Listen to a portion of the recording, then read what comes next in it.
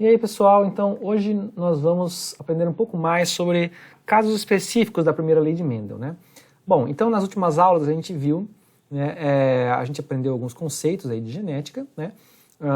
Faltaram alguns deles, né, que eu falei que a gente ia ver depois, porque afinal, né, o Mendel ele aprendeu observando lá as ervilhas e estudando a reprodução, a herança delas, né, os mecanismos básicos, mas é lógico que a coisa fica mais complicada, né, porque ele apenas usou lá o mecanismo básico para entender como funciona, né, mas a partir daí agora é ladeira abaixo, então vamos lá.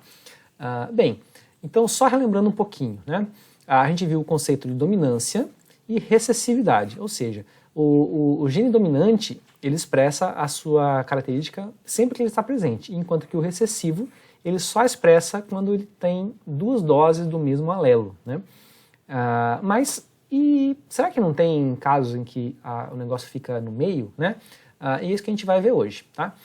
Bom, então a primeira variação que a gente vai aprender aqui é o caso de dominância incompleta, né? O que é dominância incompleta, né? Exatamente, né? Porque a gente falou lá que as características que o Mendel estudou, elas eram ou de um jeito ou de outro, né?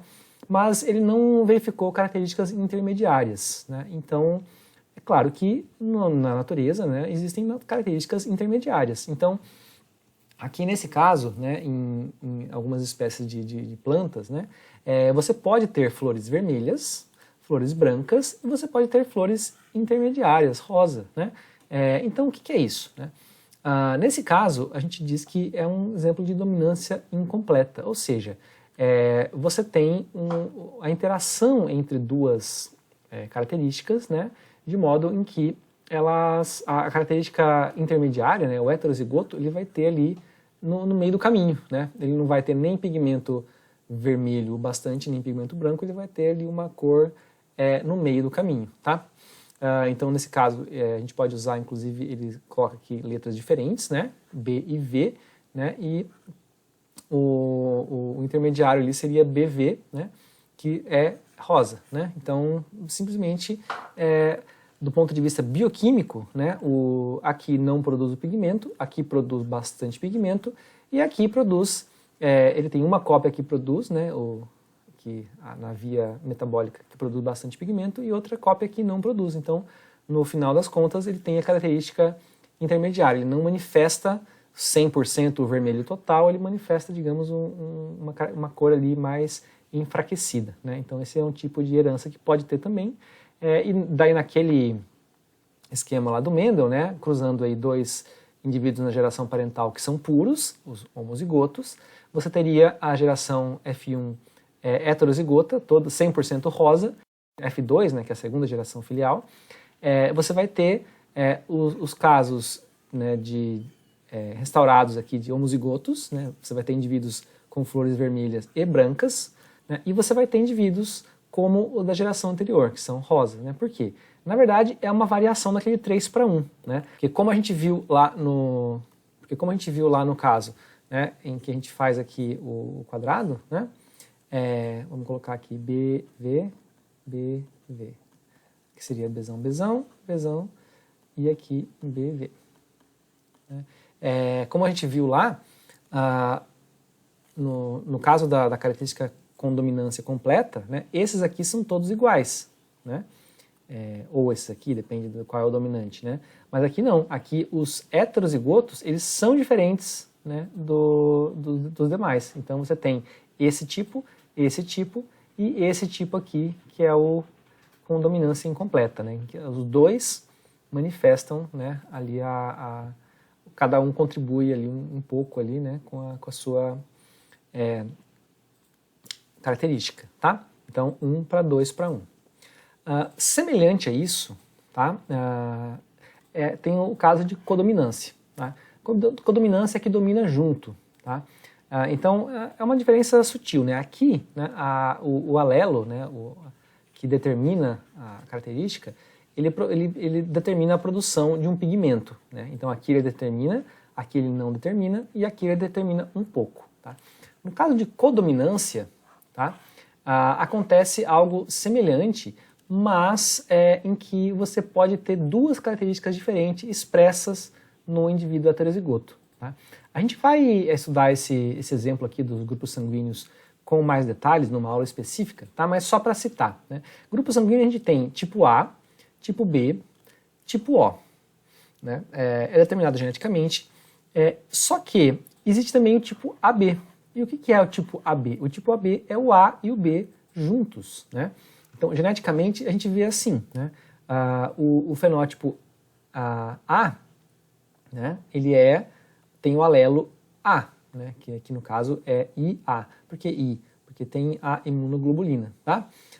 Então tem IA, né? Mas ele também pode ter o IAzinho. O que é esse zinho aqui? É o recessivo. Tá? Então o recessivo é o tipo O. Né?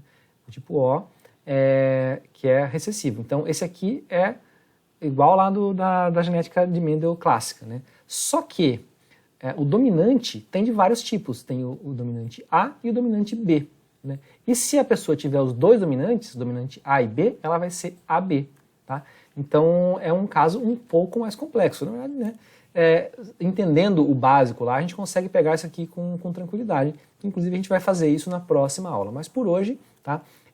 Só bastante atentos aqui para o fato de que em alguns casos alelos dominantes podem interagir para formar um fenótipo misto, com as duas características aparecendo. Nesse caso aqui com antígenos, né? Que são moléculas aqui na membrana da hemácia, né? Que estão presentes. Então, no tipo sanguíneo A, né? Na hemácia existe um antígeno, que é uma substância que está presente na hemácia, na membrana celular dela, do tipo A. Se é do tipo B, né, tem um antígeno B que está aqui na membrana da hemácia. Agora, se tem AB, tipo sanguíneo AB, ele vai ter os dois tipos. E o tipo O é que não tem nenhum, é o tipo 0, tá? E geneticamente, como que funciona isso? Lembrando, o que é um alelo? Né? O alelo é uma versão de um gene que ensina a célula a produzir alguma coisa. Então, nesse caso aqui, o izinho, né, ele não ensina nada, né, ele ou ensina uma via que não dá em nada e resulta em nenhuma substância desse tipo na membrana. Já a versão IA e a versão IB, elas ensinam respectivamente a produzir o antígeno A e o antígeno B. E se a pessoa tem os dois, ela vai produzir os dois. Tá? Isso vai ter ali uma implicação na questão da doação de sangue, que a gente vai ver daqui a pouco, tá? Mas por enquanto, só compreender que esse é um exemplo de codominância, onde dois alelos podem interagir para dar um fenótipo ali que vai ter os dois, né? Então aqui ele dá um intermediário, aqui ele manifesta os dois, tá? Codominância e dominância incompleta. E tem aquele... isso também, né, é um caso de alelos múltiplos, né? Esse exemplo aqui já permite também o próximo caso aqui, que é em que você não tem só dois alelos, né? Você tem, aqui nesse caso, você tem três alelos, o Izinho, o IA e o IB. São três versões, né, do mesmo loco gênico, né? Então você pode ter dois desses, né? Ou você tem o IA, ou IA-IB, ou IA-Izinho, ou IB-Izinho, ou IA-IB, ou Izinho-Izinho. Então tem uma combinação desses três, né? Alguma dessas combinações você vai ter, tá? Bem, então alelos múltiplos, quando nós temos mais de só dois alelos, né? Que nem a gente viu lá no caso do Mendel, era Azão ou Azinho, Bzão ou Bzinho, né? Então, mas nada impede que tenha outros também, tá? E aqui, no último caso, nós temos alelos letais, né? Que é um bom nome de uma banda de rock, além de representar aí um caso em que, em algumas características, né, o que acontece? O alelo, né, o gene, ele pode ter uma combinação tal que pode ser fatal para o indivíduo que recebeu aquela combinação. Então vamos ver aqui no caso da herança em camundongos. Tá? Então, em camundongos você tem um padrão, né, que são os indivíduos, digamos, selvagens, que tem coloração begezinha, né, cinza, aqui, chamada agouti. Tá? Esse tipo de combinação aqui, ele é recessivo, aqui casinho, tá? O amarelo, o ratinho amarelo, ele tem casão, casinho, então o amarelo é o dominante. Tá? Só que, ao determinar, então isso é fácil, sempre que tinha amarelo, né, dentro da próxima geração você tinha o recessivo, que aparecia lá de vez em quando, e aparecia o tipo dominante também. Porém, ao analisar as proporções, ela não era 3:1, ela era 2:1. Tá? Ou seja, para cada 2 amarelos aparecia um agute. Tá? Ou a chance era 1/3. Né? Ele tinha 1/3 de chance de nascer agute e 2/3 de nascer amarelo.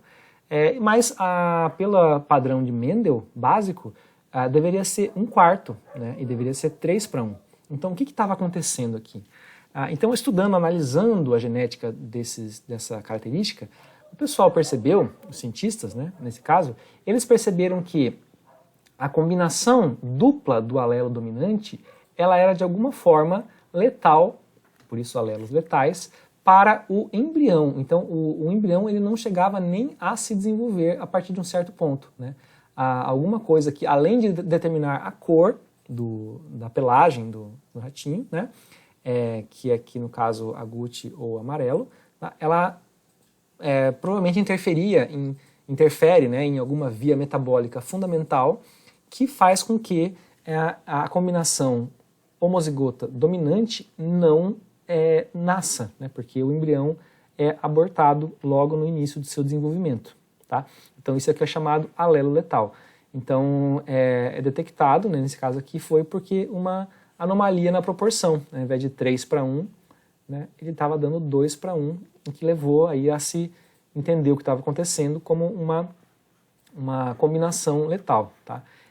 E claro, isso pensando em termos genéticos, né, porque o que é o alelo aqui? Ele é uma instrução para a célula fazer alguma coisa, no caso uma proteína, né, que vai ter a sua função. Então, na característica selvagem, aliás, falando assim em termos específicos, né, vários caracteres depois que foram estudados, que a gente vai falar um pouco mais sobre eles, tem essa questão do caractere selvagem. O selvagem é aquele que é encontrado na sua maior parte na natureza. Né? Porque assim, a gente fala em variação, né, mas frequentemente a seleção natural na natureza ela é bastante severa, né, e a gente não encontra tanta variação assim em muitas características. Né? Então, em laboratório você pode ter, né, um monte de tipo de características variando muito, né, porque você é capaz de cuidar dos seres ali, criar e experimentar com eles, mas na natureza nem sempre é assim. Então, por exemplo, uma coloração muito diferente do padrão ali camuflado e existente na natureza, né, ela seria muito facilmente predada e seria muito facilmente, enfim, seria uma característica desfavorável que seria selecionada negativamente. Né? Então, é uma característica que não costuma aparecer e quando ela surge, ela é rapidamente eliminada por seleção natural. Né? Então, a característica selvagem é chamada como aquela que é o padrão. E reparem, que na natureza, né, é o predominante, é o que mais existe, mas é uma característica recessiva. Então aqui é um exemplo claro de que nem sempre o recessivo é o que tem menos, tá bom? Então tira isso da cabeça porque não é. O recessivo pode ser o predominante, tá? Não o dominante, né? O predominante, ou seja, aquele que existe em maior número, ok? Não vamos confundir. Então, o que acontece? O alelo, né, o gene, ele tem alguma informação ali que ele está trazendo alguma coisa que não está funcionando bem como deveria. Então, o recessivo, ele tem 2 cópias, né, de uma informação genética que provavelmente produz lá alguma proteína ou alguma regulação, né, de uma outra proteína que vai gerar a coloração correta e além de outras características, provavelmente na via metabólica na qual ela participa, que vai gerar um indivíduo saudável de coloração agute. Ao introduzir um alelo mutante aqui, o dominante, né, o casão, ele vai alterar, né, em alguma medida essa proteína, vai gerar um produto ali que vai ter um metabolismo diferente, né, que vai dar a coloração diferente aqui pro ratinho, mas que vai ter ali ainda o alelo casinho, que é o recessivo, que apesar, né, de não estar aparecendo a coloração selvagem ali, né, ele vai manter a viabilidade do indivíduo. Agora, se você não tiver nenhuma cópia do recessivo, né, ou seja, se tiver o dominante em dose dupla, né, isso pode acabar gerando uma falha, né, no desenvolvimento embrionário, que vai gerar esse efeito do alelo letal. Tá? Nem sempre o alelo letal é dominante, né, pode ter o alelo letal recessivo também, né, mas enfim, então a alelo letal é quando em dose dupla ele vai causar a morte do indivíduo precoce, né, normalmente do embrião, ok? Então são alguns casos especiais aí, né, que a gente vai encontrar ao trabalhar com as probabilidades, com a questão da lei de Mendel, e né, são casos em que a gente vai ter que lidar de forma diferente com aquelas ferramentas iniciais. Então, ao falar de probabilidade, nós não estamos falando de 3 para 1, né, aqui nesse caso. Então, nós estamos falando de 1 para 2 para 1. Né? Aqui nesse caso, nós não estamos falando mais de 3 para 1, nós estamos falando de 2 para 1. E a probabilidade, segundo esse quadradinho aqui, né, também essa possibilidade não existe mais. Então, se a gente fosse fazer um exercício envolvendo aqui a coloração,